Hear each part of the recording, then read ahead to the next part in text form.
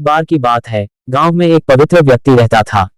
वह हमेशा स्वर्ग और नरक के बारे में जानने के लिए उत्सुक रहता था। एक दिन पवित्र व्यक्ति भगवान से मिला।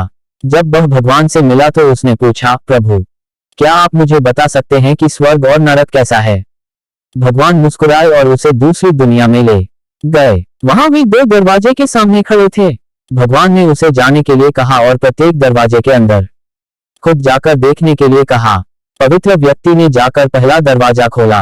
वहां उसने एक बड़ी गोल मेज देखी जिसके चारों ओर लोग बैठे थे।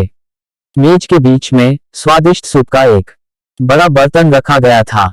वहां बैठे सभी लोगों के हाथों में बहुत लंबे चम्मच थे। मेज के बीच में स्वादिष्ट सूप के बर्तन तक पहुंचने के लिए चम्मच काफी लंबे थे, लेकिन लंबे चम्मच के कारण भोजन से भरा चम्मच लोग मुंह में नहीं ले पा रहा। लंबे चम्मच की वजह से खाना ना खा पाने के कारण वे सभी दुबले पतले और बीमार लग रहे थे। वहां के लोग बहुत दुखी थे। वहां पीड़ित लोगों के दुख को देखकर पवित्र व्यक्ति कांप उठे। वह उस कमरे से बाहर आया और दूसरे कमरे का दरवाजा खोला। दूसरा कमरा बिल्कुल पहले कमरे जैसे ही था। बड़ी गोल मेज और उसके बीच में एक स्वादिष्ट सूप का बर्तन। वहां बैठे सभी लोगों के हाथों में लंबे चम्मच था, लेकिन यहाँ के लोग स्वस्थ थे। वे एक दूसरे से बातें कर रहे थे और खाना खा रहे थे। पवित्र व्यक्ति यह देखकर प्रसन्न हुआ और उस कमरे से बाहर आ गया।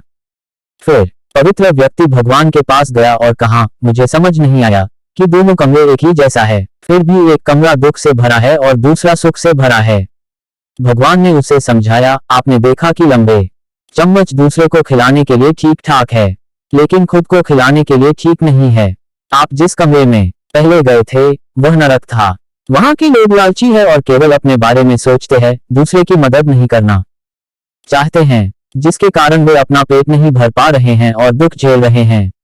और दूसरा कमरा स्वर्ग था।